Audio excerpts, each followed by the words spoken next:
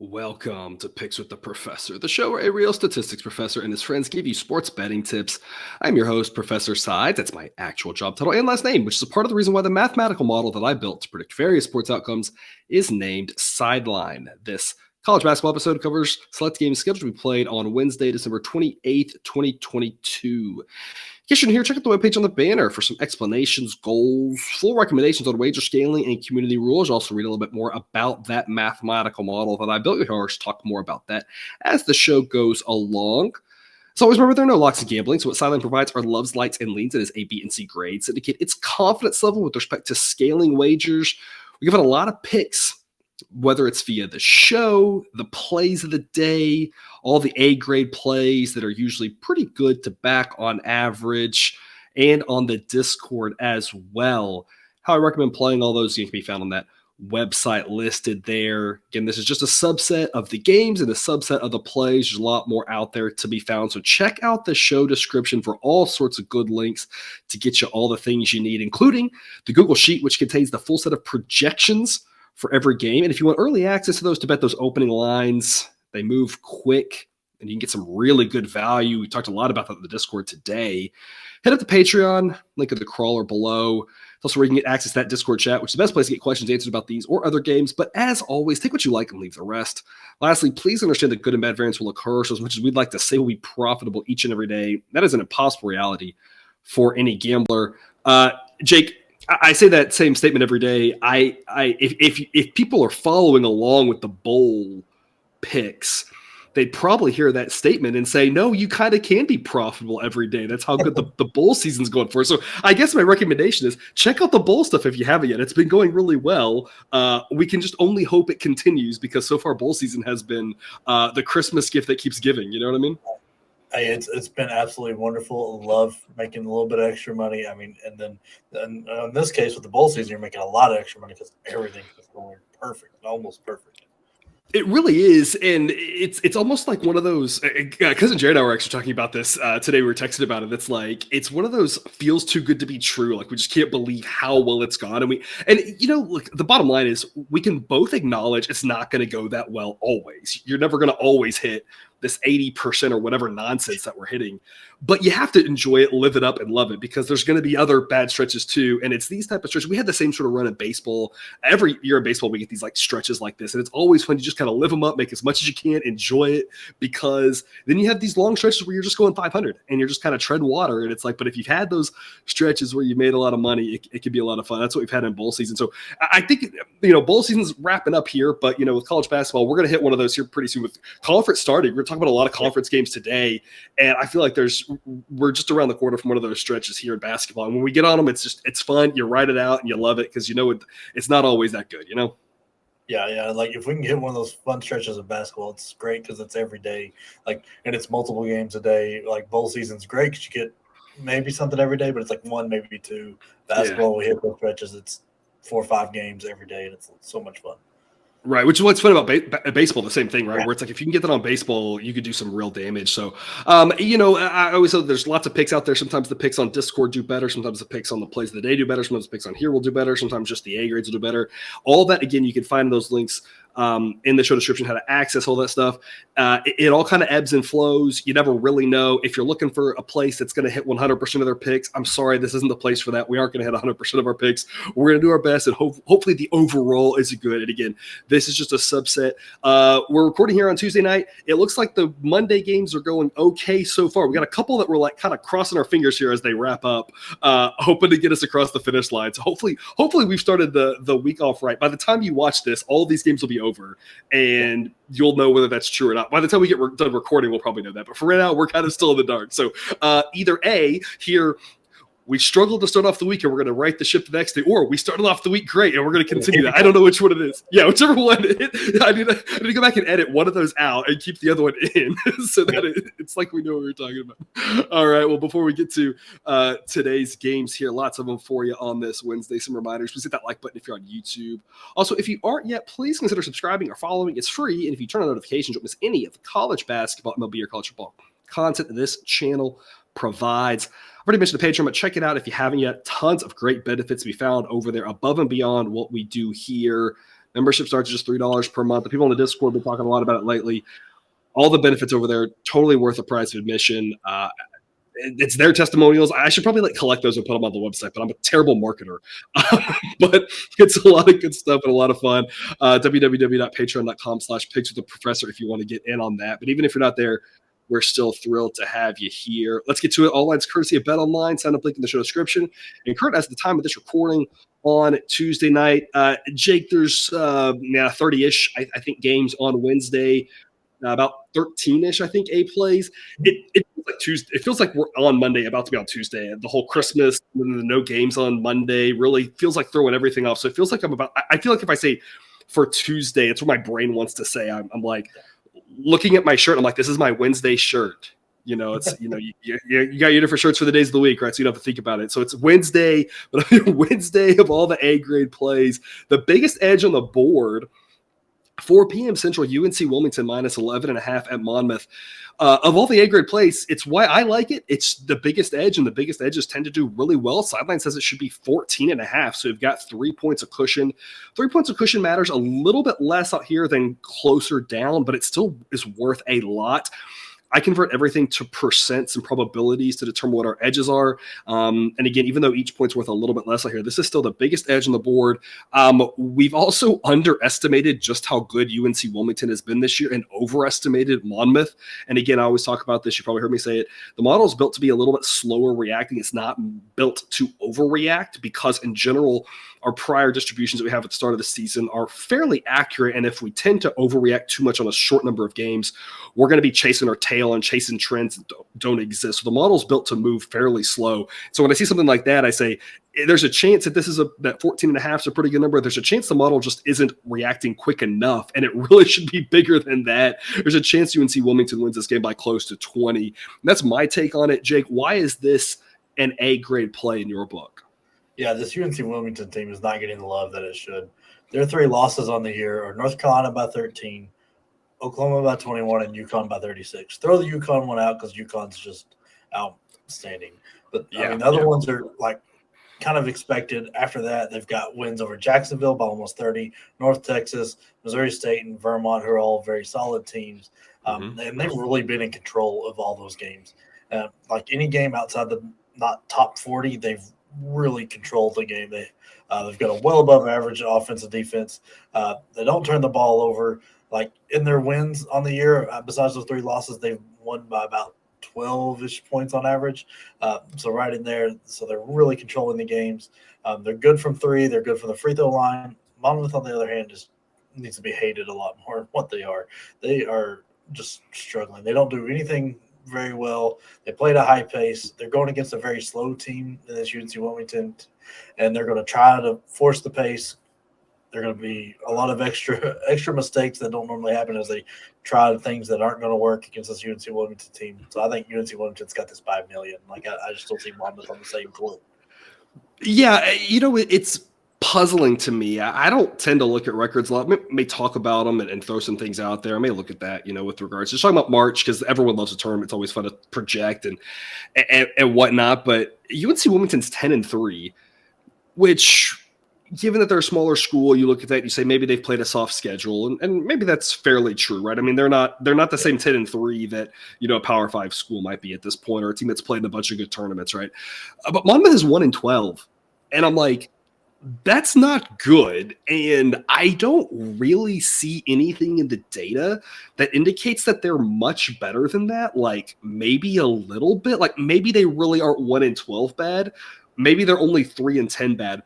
But that's kind of bad. It's really surprising me. I just don't see why this line is this way. I think it's just a miss. I know there are people out there with all their conspiracy theories, but look, the bottom line to me is unless there's something about half of UNC Wilmington has the flu and we just missed it, missed that piece of information. This is a real mismatch. I know it's on the road, but UNC Wilmington is a much better team and should dominate this game because Monmouth has just not been a very good basketball team. And bad basketball teams, whether they're home or not, tend to lose by a lot to teams like Wilmington that are pretty respectable, a slightly above average team. I don't know. It really just seems it just seems really simple. It's hard to see how these two teams are going to compete at the same level. Like one's just massively better than the other. Yeah, that's exactly what it is. It's not that hard to handicap. Sometimes you don't have to overthink things and look and see. Tell you what the line's telling you. No, sometimes when there's a lot of games like this, 30 games, sometimes there's just missed lines, and I think this is one of them. Yeah, and we'll always wonder. I'll be curious to see. And again, if you have early access to the shows, you can watch this here right after we record it. Gets uploaded right away. If you're watching it later, if you're watching it Wednesday in the morning after it's on YouTube, maybe it's even been up for a little while. Who knows where the numbers move? Maybe this is out to 14 or something like that, and we're just sitting here going, "That makes sense." That's again advantage of making sure you're part of that Patreon. You can get the number, a really good number. Maybe it's still 11.5 when you watch it. I don't know. The bottom line to me is just as a reminder, there are no locks in gambling. Anything can happen. There's a great commercial I've seen recently. It's one of the weird, stupid Hail Mary lateral plays from the NFL from a couple of years ago, but it's with the dots. And the end of it is basically like miracles happen, so gamble responsibly. And that's kind of my same message, right? There are no locks in gambling. Weird, crazy things happen.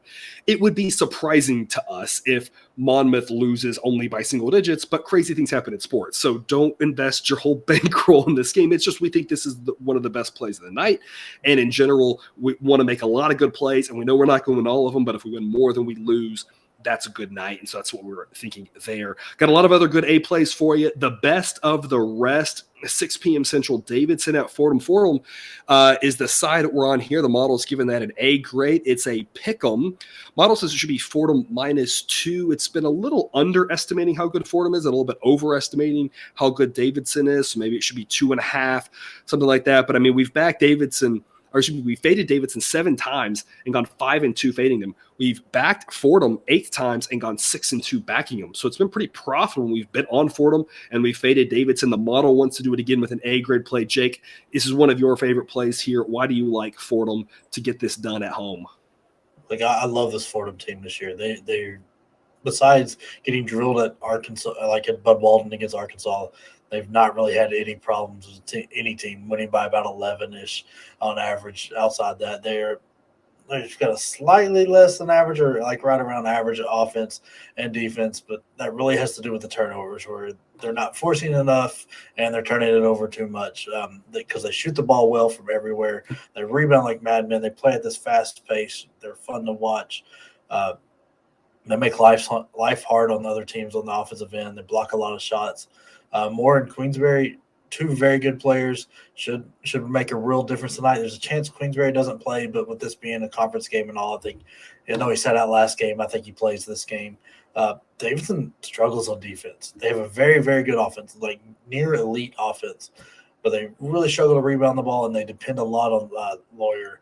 And if he's off, man, this team really has trouble offensively. I mean, you kind of saw that against Purdue when Purdue was having an absolutely terrible shooting night. They still couldn't cut it, couldn't get a lead, couldn't get it in there just because he was not on, and the rest of they couldn't rebound, and they just fouled all the time.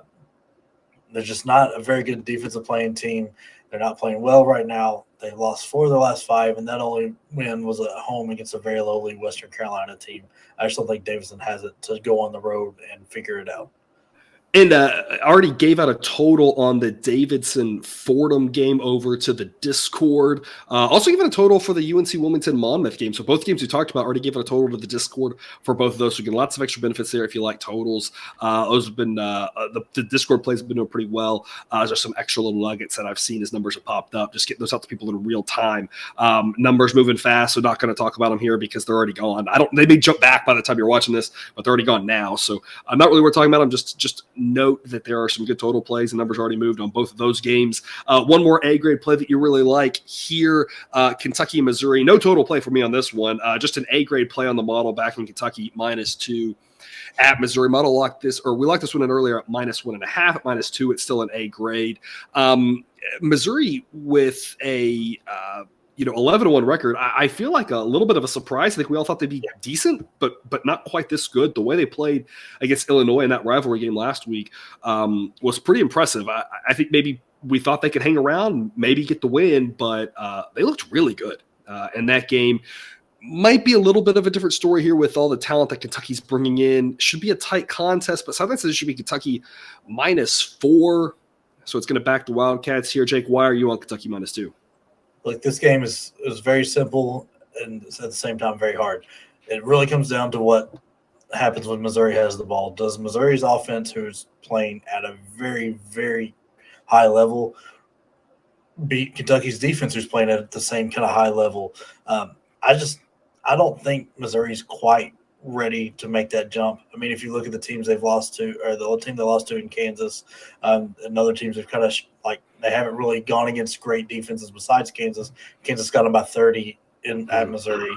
Not that Kentucky. I think Kentucky's going to get them by 30. I think that was just the fluke thing. We was talking about games flowing from distributions. That was kind of one of those tail distributions, right? It was, maybe they should have won, but that was kind of one of those outlier type cases. Yeah, like in the normal games and things like you just saw in Illinois, Missouri does not make too many mistakes with the ball. They shoot the threes very well. They shoot a lot of them, creates long rebounds, and the best three is coming off an offensive rebound. Every real shooter knows that because you're getting to walk into the shot instead of doing something else. It's just I think Kentucky is going to be that. Is everything they do well, Kentucky is going to do a little bit better on the defensive end. I mean, you know what Shigwe does. He's just a rebounding machine, double-doubles almost every time he's out. So I think that's going to eliminate that. They're long, they're athletic. They're going to play a pretty good style of defense to counteract what Missouri's got. They've also shooting the ball very well. Very sneaky that how well Kentucky's shooting the three ball, and they shoot a pretty good amount of them, and they're hitting almost 40%. I think Kentucky's got a little bit more offense than Missouri has defense, and I think Kentucky's defense will be able to slow down Missouri's offense enough to get this win by about 4 or 5. I think is about where it should be. Yeah, and that makes sense. There's kind of a couple different ways you can look at it, but Kentucky's defense is really good. Going up against Missouri's offense, really good. It's kind of a mixed bag. Hard to say who's really going to have an edge. It's going to be strength on strength, but Missouri's defense just average. Kentucky's going to have an edge when they have the ball, and so you can kind of look at it that direction, or you can kind of look at it and just say both these offenses are really good. Kentucky's defense is just average. The difference makers, Kentucky's defense. So it's kind of whichever I want to close in your framing of that. I agree with you. I think that's the big difference there is Kentucky's defense and the fact that it can at least neutralize Missouri's offense, whereas Missouri's defense isn't good enough to do that against Kentucky's, and that's what should get Kentucky the win on the road. That takes us to Jake on a limb, a game that the model does not have an A grade play. Just missed an A grade on this one, but one that you like anyway. St. John's getting a point at home against Xavier. It's basically a pick 'em here. The model says should be a pick 'em, getting a point. Again, I think the model locked in a B grade at a 1.5. Model really wants +2 for an A grade, knowing that 1 doesn't happen a lot. But at that point, you're really just kind of getting the push if they lose by 2. You think that St. John's can win at home? Tell us more. Yeah, like I've talked about it on here before. I really love the St. John's team, especially at home. They're just a fun basketball team to root for. They're very talented. They've played at an incredible pace. They play just amazing defense, and it's just they try to get that ball moving, and it's just a lot of fun. I know last time out they didn't look great against Villanova, but Villanova is getting better as they get healthier, and Neptune kind of gets his fingers on it, so I don't really want to count that against them. Xavier's no Villanova, especially when it comes to turning the ball over. Not that they're terrible at it, but they're not great at it, and St. John's is like Rutgers at the rack. They're going any little mistake, any little flaw you have, they're going to expose it. They've got a good offense to go along with their defense. They just play at this outrageous pace. It's a lot of fun. They've got the athletic big guys that can guard on the perimeter, and they block a lot of shots. I think they'll hang with Xavier's big guys. I mean, if you like, Xavier plays fast, so this game should have just a whiplash kind of speed. But if you look closely at the teams they've lost to, they've got near elite defenses. And not that St. John's has got a near elite defense, but they've got a really good defense. Like the teams Xavier's lost to is Duke, Indiana, and Gonzaga. They don't really like to put the teams away with good defenses. Like you got Cincinnati by 3, they beat Seton Hall by 3, Florida by 7. They also have UConn coming next, so they could at home, so they could be looking ahead to that. I think this is a good spot to pick the St. John's team. I'll take Mike Anderson over Sean Miller every day of the week and twice on Sunday. So it's just I think St. John's is better equipped, has the better guards to handle the pace this game will be played at.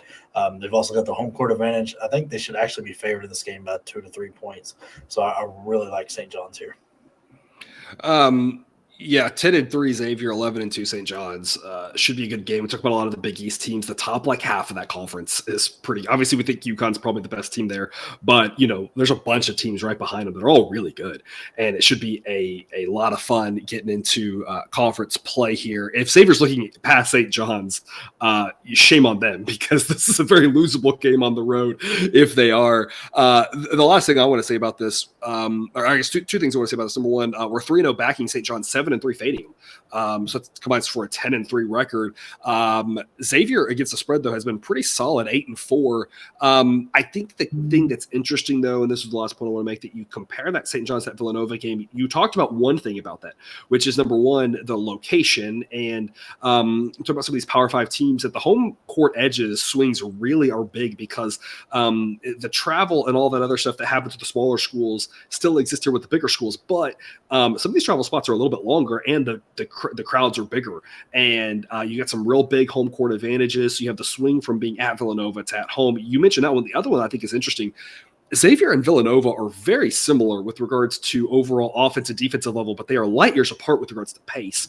And that's an interesting thing there because St. John's was going up against a team who wanted to slow them down, whereas Xavier doesn't really want to do that. And so I think that at least plays a little bit more into St. John's hands, an opponent that is more willing to play the pace that they want to, whereas Villanova was not going to be drugged into that. And so that probably gives you a little bit more comfortability playing St. John's, a little bit more easy breathing when you compare to that last game, because again, while the offense defense efficiency metrics are similar, the pace is not between those two teams. So that might give St. John's a little bit of an edge. You talked about the pace there. You'll see on the screen there, total 160.5. Many of y'all on official total player. I'm going to sneak it into the Jake on a Limb segment. Y'all, I'm going over 160.5. Sideline says this should be 164.5. This is a really large total, but you got two good offenses and two fast-paced teams. There should just be points for days in this one. It's a close contest. Maybe we'll even get overtime to help us out if not. But this seems like a game that's more like 90-something to 80-something by the end of it, just because of how crazy these teams play. It should be a lot of fun. Definitely a game worth being on your TV set. Which takes us to the daily double-double, a game that maybe not worth being on your TV set. 8 p.m. Central, Houston versus Tulsa. Houston's always fun to watch, but this might get a little bit ugly here. Houston's favored by 19.5, and the game has a total of 132. The model locked in an A-grade play on Houston minus 19. Jake, you're going to give the people the side. I'm going to give the people the total. I'll let you start. Yeah, we're going to take Houston minus 19.5. Like, don't make these things complicated. They're a top-tier championship contending team that loves to beat up on bad teams, and Tulsa is a bad team. They struggle to rebound the ball. They struggle to shoot the ball. They play fast. It can be sloppy. Home court's not going to be enough here because all those things I just listed as negatives for Tulsa are positives for Houston, especially when the other team is bad at them. They really take advantage of it. So I think Houston gets this one real easy. The model is 8-0 fading Tulsa, so it's done well when it's faded them. And like you said, Houston's elite. I'm going to give you the under 132. The model says it should be 127. Houston's just suffocated teams that they're much better than. And Houston does have a good enough offense that they can score. But Houston just seems like in these situations that they basically allow like 50 points. And it's not impossible to get over 132 when you allow 50 points. Obviously, Houston's good enough to do that, but I'm not really sure they're incentivized to score 90. I mean, this could easily be a nice little 80 to 50 type ball game. Lanes at 130, easy on the cover. I think Tulsa struggles to really get past 50. I think that makes the under a good look. As Jake mentioned, Houston's a good look. You can take both of those. You can parlay those, or the intersection of those, if you're a team totals type person, would imply that the Tulsa team total under is a good look whenever you can get that around. The model says 53, and I think 53 seems pretty generous. Houston just can play some shutdown defense. If Houston plays defense for 40 minutes, Tulsa's going to have a hard time getting to 53. So whatever that team total is, under there might be a good look. So lots of different ways you can play that game. And speaking of totals, we're going to give you another what should be an interesting game to keep your eyes on. A lot of good games here Wednesday. I think the must-see TV segment could have just been the whole show, right? Could have been eight games or so that are really worth watching. So we kind of snuck in a couple good games to watch here earlier before we even get to that, because there's so much that you probably want on your television set. 5:30 p.m. Central, Villanova at UConn. The total of the day, we're going to go under 137. In this one, Villanova has still got that really efficient offense. Their defense is lacking, but that pace is still going really slow. When we've tried to play a couple of Villanova overs, it hasn't really worked. So the model's kind of taking note and adjusting to that. It says this total should be about 133. The main point here, really, UConn elite defense, suffocating defense, and can really neutralize Villanova's offense. Villanova knows that they have to play at a slow pace against this UConn team. They're well coached at this point. When you've got a disciple of Jay Wright like they have there, he knows the playbook here. And the playbook, when you're a 12-point underdog, on the road, the playbook is limit the possessions. If you try to have too many possessions, he knows UConn is going to destroy them. So he's going to try to limit the possessions. They've got, and they'll be going up against a good enough UConn defense that this should say lower scoring. You got a conference game. Totals tend to start dropping a little bit once you get these conference games, a little bit more grinded out type games here. So we're going to go under 137 in what should be an interesting game because, Villanova, UConn, always worth being on your television, at least to see if Villanova can hang in there against what might be the best team in the country in UConn. Yeah. I mean, UConn might be one of the best, all-around, just complete teams we've seen in a while. I know we brought it up before with Butler. That game was never close, even though the score got close for a minute. And then they also kept Butler to 40 points. And the keeping teams to 40 points is really tough to do in college basketball, especially with a 3-ball. And keeping decent teams to 40 points is even harder, right? It's keeping anybody to 40 is hard, but keeping decent teams to 40 is not easy to do. Yeah, it's just, at home. It was at Butler. Yeah, it's outrageous what they can do, and man, I really can't wait to see this team get through the Big East, because this Big East is a lot of fun to watch this year. Yep, absolutely. All right, we'll take us to the must-see TV games of the day. A lot of we've already talked about, but we've got a handful more that we want to look back to. 6 p.m. Central, Florida at Auburn. Auburn is a 6-point favorite. The model had a B grade pick on Auburn at -5.5, so not an A grade quality. Jake, you like this one, though. You're on Auburn -6. Tell us why. I'm very interested in this game. I think the Auburn we expected to see at the beginning of the year finally starts to show up a bit here. They're not the traditional Bruce Pearl teams that live off threes and turnovers. They play a bit reckless, and they steal the ball at a really high rate. They just don't shoot a lot of threes, and they're not a very good free throw shooting team or three-point shooting team. They're also not a very good free throw line for the free throw line, and that scares me a little bit. But being at home should help that.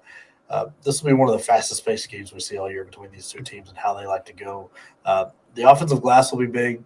Florida loses, when Florida loses, they play a little too much one-on-one kind of offense, and that's really what Auburn's defense is going to do to them here. They're going to force them to play one-on-one, and it's not going to go well. I mean, they've got one of the worst assist to field goal made ratios in the nation right now, and that's really going to hurt against this Auburn defense. To look at that, all you have to see is the UConn, West Virginia, Xavier, or even Florida Atlantic games. I mean, I don't think Auburn runs them out of the gym, but I think this one ends closer to 10, just with how Auburn will make really got to just make Castleton work by himself and not let the guards help him out. And I think Auburn has the talent to do that. Yet another game where the Discord users already got a total play. And again, it's already moved about 2 points since then. So not really we're talking about here because most of the value, about half the value is already sucked out of it. But again, another reason to be over there with us on Discord to get some real-time information that you can take and play those or not. But at least, you have that option, whereas now the number one that's gone. I don't see that one coming back. I think it was pretty poorly priced in the first place. So some good stuff over there. Next one, 8 p.m. Central, Alabama at Mississippi State. Alabama is a 2-point favorite. Model gave this an A grade already, so it's one that we've already locked it at that number. 2's as high as the model wants to go, though. It doesn't want to like any more than 2. And we always talk about that 1 is a little bit less likely, 2, 3, 4, et cetera, have a little bit higher probability weight. So at least when I always like 2 is an important number when you're laying it, because when you're laying 2, you're almost assured not to lose. Winning by 1 is not that common in college basketball. So you might win by 2 and push, but you're not that likely to lose. So model likes Alabama -2. It's an A-grade play. Jake, why are you on the Crimson Tide here on the road? Like Mississippi State just dropped their first one in a while, or the first one game of the year, and they've been trying to do so for a while. I mean, they almost gave it up to Nicholls State. Mm-hmm. They've got an unreal defense, and they try to play as slow as possible to keep the possessions low, so their lack of offense doesn't come back to show up so much. But it's just not a great combo here. We're going against this Alabama team. They struggle from the free throw line. They really struggle just shooting the ball in general. Alabama, complete opposite team, but has a defense that's not too far off of Mississippi State's. And I think that's where the difference is. Alabama's got the offense that to counteract Mississippi State's defense, where Mississippi State on offense is going to struggle. They play a little reckless at times, get a little sloppy with the ball, but they hit their free throws, and they've got a bona fide superstar in Miller. I mean, he's going to be good enough to keep him in this game. He was good enough to keep him in was it Houston? No, they beat Houston. Who was it they lost to at home? Gonzaga. Yeah. They lost to Gonzaga. It was in that neutral-ish site game. It was just on the road, but yeah. Yeah. I think he had 36 in that game. I mean, he was good enough to keep him in that. You add in Sears and Bradley and maybe a dash of Quinterly. They're going to be enough to win this game, probably about 5 points. I think is where it's going to end up, because they really are the better team. And with a short number, I really like it here. Yeah, Mississippi State, their offense isn't bad, but it lacks when you compare it to the elite teams. And I think that's really where it's at with them, is if they just want to be, make it to the NCAA tournament as a 7 seed, I think that's where they are right now. Their defense is that good that they should make it as an at-large team. But that offense really needs to step it up, and they need to improve on that offense if they want to be at that top level. And that's really what's preventing them from getting to that level of Alabama. It's the difference is the offense. Alabama's defense is just behind them, but their offense is like you said. This is really a very similar to that Kentucky game we talked about, except the difference being there, we talked about the difference in defenses. Now it's the difference in offenses. So it's just flip the side of the ball, but where it's that the strength of one team, like, oh, the other team's like right there, like, not that far behind, but they're so much better on the other end that should allow them to win on the road. And we always talk about you're playing teams and numbers both. And the number matters here, for both Kentucky and Alabama. If this gets out to 3, 4, 5, different story at that point, because they might win by those numbers, right? But laying numbers like 2, the offense for Alabama, the defense for Kentucky should be enough to get them to win on the road. And at that point, you lay 2, you say, I'll take my chances that they don't win by 1 mathematically. It's a pretty smart investment. That's why the model's got an A play on it. That's also why you like it as well, which is going to wrap us up. We're going to give you some Mountain West action, late night, 9 p.m. Central, Boise State at Nevada. A game the model does not have an A grade on. It leans Nevada. It just doesn't want to lay any points really with them. It says it should be 2. The number is 2, but it still leans that direction at home. Jake, why are you on Nevada -2? Look, the Mountain West has got surprisingly good basketball this year. Like, at least shocked me. I wasn't ready for them to be this good as a conference. You just look at UNLV, Colorado State, New Mexico, and these 2 teams. It's just was it how bad the college football was this season that maybe brought in the clouded your view a little bit? Because Jared and I just talked about that. Yeah. Because Jared and I just talked about how downfall. Yeah. So I mean, this game really should be paid attention to. This could be a nice upset pick come March between these 2 teams. It's going to be a very slow-paced game with 2 teams that really want to make you work as hard as possible on the offensive end and then end up taking a bad shot. Nevada does a bit better job of forcing turnovers and has the better offense, so that's going to be the difference in the game. Boise has one of their better players hurt in Xavier, so it's really going to hurt them on the offensive end more so than the defensive end, and that's where – they've already struggled, and Nevada's already got an advantage. Nevada's thin, but the pace really won't make that an issue. I think they're in shape enough to play the same style of game and physical defense that they're going to play. And these short numbers with home teams with multiple good guards like Nevada has, that's what the play always is, or should be, because Nevada's got 3 really good guards. This game is going to be very intense and very tight all throughout the game. I think Nevada pulls away late. by pull away, I mean like 5 points, but it's going to be the opposite of like your Alabama and St. John's Xavier. It's going to be very slow, but just as tight and just as intense. It should be a lot of fun to watch. Yeah, and I'm going to give you all a total pick. You'll see it on the screen there, total 131. We're going to go under that as well. So Jake's got you with the side. I've got you with the total here. Sideline says this should be 128. And Jake mentioned it. These two teams love to make you work really hard on offense. I think as we're starting to get to conference play, we saw it so much last year with the Mountain West teams that they played slow in non-conference, but when they got into conference play, a handful of these, about half the teams really started grinding it out, locking it down, really, like you said, and it's partially the pace and it's partially just the defensive intensity that they brought to these conference games. And there were a lot of these conference games between these are two of the teams you might mention, San Diego State, Colorado State, Wyoming, Air Force, some of these teams, a lot of these teams that just kind of consistently play these like 63 to 55 type games. And so I'm not necessarily saying it'll get to that. I think that Nevada's offense, is good enough. And the pace won't be that slow that I do think we can at least get probably into the 120s here. But I think 130 is a tall task. So we're going to go under 131, again, along with Jake's play of Nevada minus. There's a little bonus action here for you on the late night must-see TV game. Those are 9 games we're covering for your Wednesday. Jake, any parting words? Yeah, I'm going to hit the Discord up with a couple extra plays that I was pushing to get into the show, but we didn't quite make the cut. So hopefully you've paid and joined in so you can see those, get those ready to go. Yeah, as we were talking about the games, there were a lot of games that we were talking about, all those A-grade plays, and then there were some other ones too that were like just a lot of interesting things, and again, I think we're going to get into a lot more of that now with conference play, where it'll be easy to just kind of write off a couple of the games as don't really know those teams, don't really care, but there's a lot of matchups where I know these teams, I know how they play against each other, that sort of thing, and have some edges. So again, a lot of good chat over there on the Discord, so check out that for all the other games that I didn't let Jake get into the show because we're already approaching 40 minutes, and I didn't want to make us go for an hour and a half. As much as some of you would like that, I know that a lot of you wouldn't. So we're gonna stop at the 9 games, but hit up Discord for Jake's other picks. That's all we've got here for you then on this episode of Picks with the Professor. Don't forget to subscribe so you can enjoy the sports betting content we've brought on this channel. It's dropped right into your feed. We'll be back again tomorrow with more college basketball betting content. You can check out the college football bowl shows if you haven't yet with Cousin Jared. But until we see you again, as always, best of luck. And remember, you can get your betting money, but please don't bet your eating money.